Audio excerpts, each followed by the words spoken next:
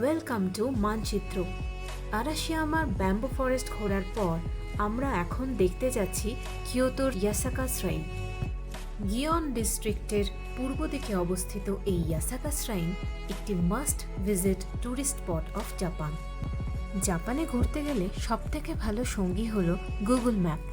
যে কোনো জায়গাতেই কিভাবে পৌঁছানো যায়, কতক্ষণ সময় লাগবে, ট্র্যাভেল ফেয়ার কি লাগতে পারে, সমস্ত ইনফরমেশন গুগল ম্যাপে খুব সুন্দরভাবে দেওয়া থাকে। আমরাও যদি আজকে ট্যুর গ্রুপের সাথে না এসে পাবলিক ট্রান্সপোর্ট ইউজ করতাম, তাহলে ইয়াসাকা শ্রাইন আসতে গেলে কিয়োটো স্টেশন থেকে আমরা 206 বাস নিতাম, যেটি আমাদেরকে গিয়ন বাস স্টপে 20 মিনিটের মধ্যে পৌঁছে দিত।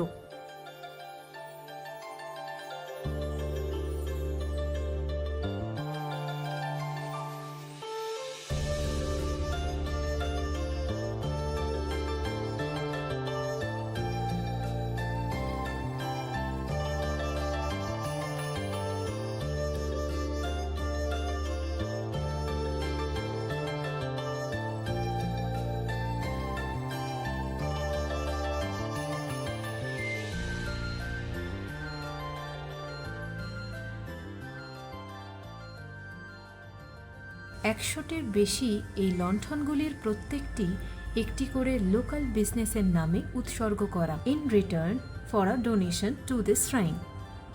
জাপানের মোস্ট ফেমাস ফেস্টিভ্যাল গিয়ন মাতসুরি জুলাই মাসে এখানে অনুষ্ঠিত হয়। এছাড়াও traditional Japanese new year festival ritual cherry blossom উপভোগ করা এসবের জন্য ইয়াসাকা শ্রাইন বিখ্যাত।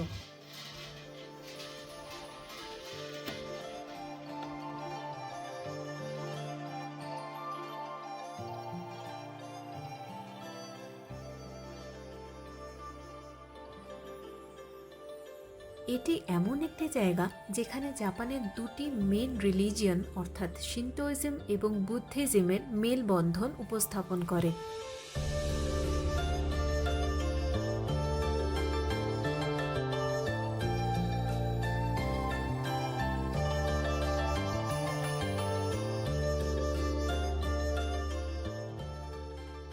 এখান থেকে বেরিয়ে আমরা এবার যাব নারা। তার আগে দেখা যাক আমরা এখান থেকে কি লাঞ্চ করতে পারি।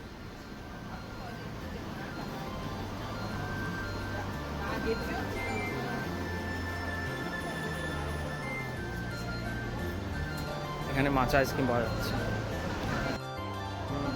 একটা নেব।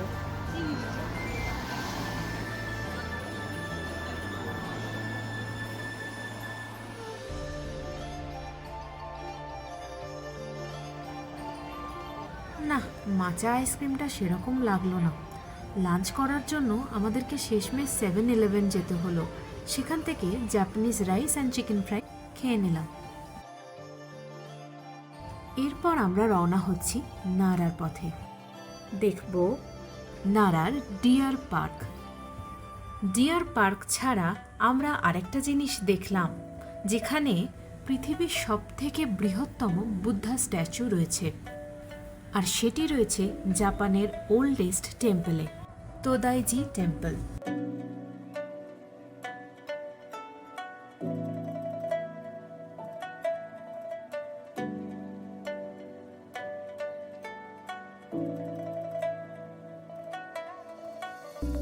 নারা ডিয়ার পার্কের বিশেষত্ব এটাই, এখানে সমস্ত হরিণ ফ্রিলি ঘুরে বেড়ায়।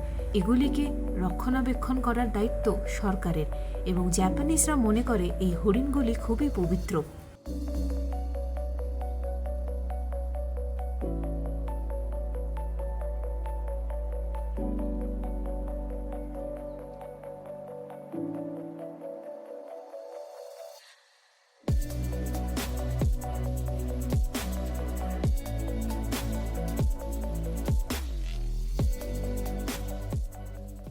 তোদাইজি temple UNESCO world heritage site বলে স্বীকৃত।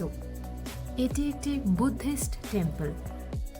এই বিশাল দুই শক্তিশালী মূর্তি আসলে গৌতম বুদ্ধর রক্ষক, যারা বোধিসত্ত্ব বজ্রপাণি ক্ষমতার ধর্মপাল।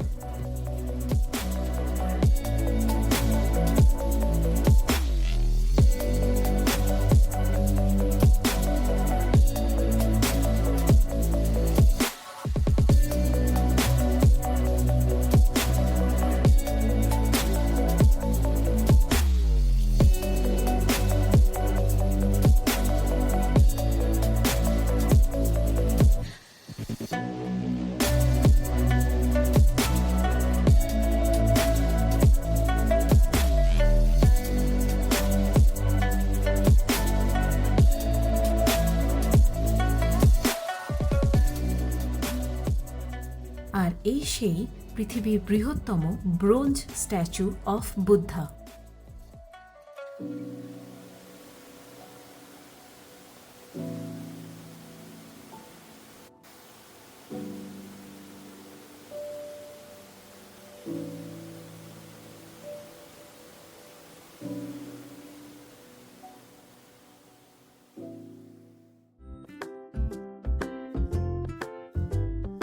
এই হরিণগুলিকে খাওয়ানোর আবার নিয়ম আছে। হরিণ যখন আপনার কাছে খাবার দেখে এগিয়ে আসবে তখন তাকে প্রথমে মাথা ঝুঁকিয়ে সম্মান জানাতে হবে। তার বিনিময়ে সেও আপনাকে মাথা ঝুঁকিয়ে সম্মান দেবে। তারপরে আপনি খাবার দেবেন। যদি খাবার শেষ হয়ে যায় তাহলে ওদেরকে দুহাত তুলে দেখাতে হবে, তাহলেই ওরা বুঝতে পারবে যে আপনার কাছে আর খাবার নেই।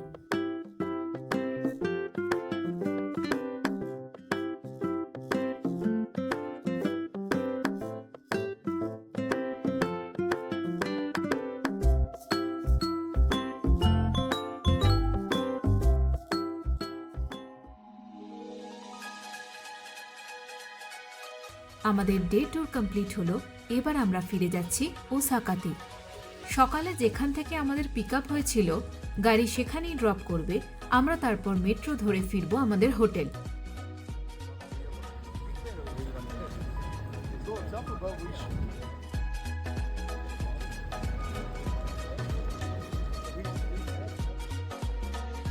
ওসাকার উমেদা মেট্রো স্টেশন থেকে আমরা মেট্রো ধরে নামবো আমাদের হোটেলের নিকটবর্তী ইয়োৎসুবাশি মেট্রো স্টেশনে।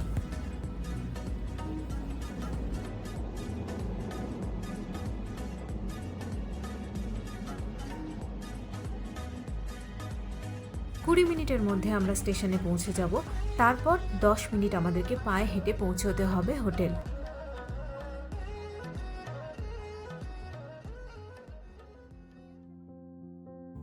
হোটেলে ফিরে বিকেলের দিকে আমরা বেরিয়ে পড়লাম ওসাকা ক্যাসেল দেখতে। জাপান দেশটি গঠনের পিছনে ওসাকা ক্যাসেলের একটি বিরাট বড় ভূমিকা রয়েছে। 1586 খ্রিস্টাব্দে সম্রাট তোয়োতোমি হিদেয়োশি এই ক্যাসেলটি প্রতিষ্ঠা করেন।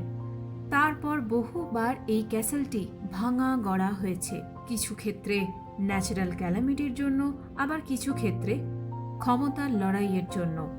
এই সব কিছুকে উপেক্ষা করে আজও সেই ওসাকা ক্যাসেল একটি আর্কিটেকচারাল মার্বেল রূপে জাপানকে রিপ্রেজেন্ট করছে।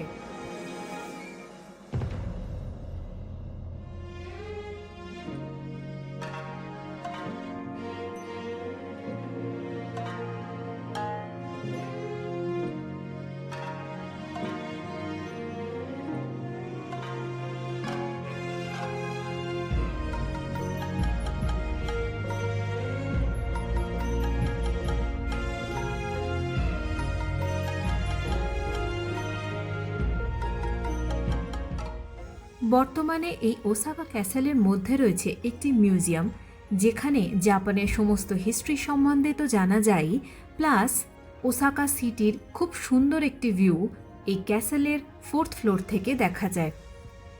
মিউজিয়াম ভিজিট করতে গেলে সকাল 9টা থেকে 5টার মধ্যে এখানে আসতে হয়। 5টার পরে ক্যাসেলের ভিতরে প্রবেশ করা নিষেধ, কিন্তু পার্কটি ঘোরা যেতে পারে।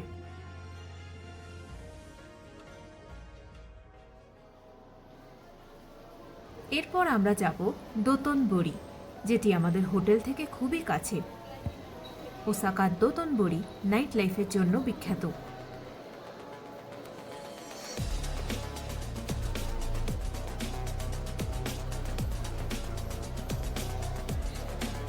এই জায়গাটিকে জাপানের ফুড হাবও বলা হয়।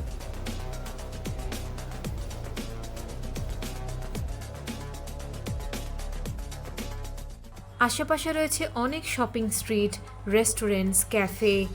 তবে দুঃখের বিষয় একটাই, ভেজিটেরিয়ানদের জন্য এখানে অপশান খুবই সীমিত।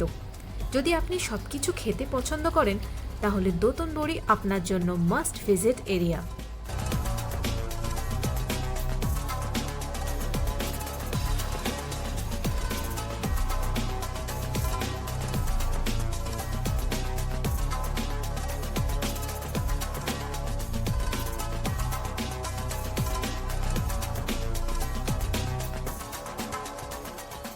এখানকার সবথেকে ফেমাস ল্যান্ডমার্ক হলো এই গ্লিকো রানিং ম্যান।